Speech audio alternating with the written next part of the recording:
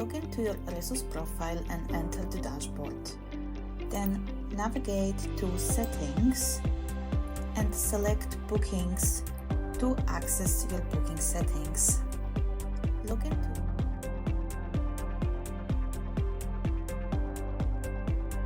In the new online booking section, select your preferred setup for managing tables. If you prefer to have control over which tables are assigned to each booking, select the manual option. For a more streamlined process that requires less direct oversight, choose the automatic option. The next step is to choose how to accept new online bookings.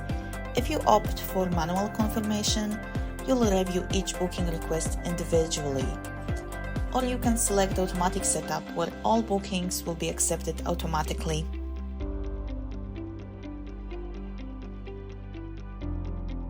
Scroll down to the duration and time section. Now let's define the time interval between bookings. For example, setting an interval of half an hour means guests can book a table every half an hour, starting from your opening time. Next, set the default duration for a booking. This includes the time guests spend at the table and any additional time needed for cleaning or setup. For instance, if you allocate 2 hours of dining and 15 minutes for turnaround, set your duration to 2 hours 15 minutes.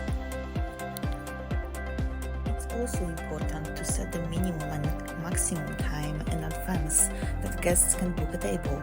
Decide if the booking duration will be visible to guests on a confirmation page or in notifications.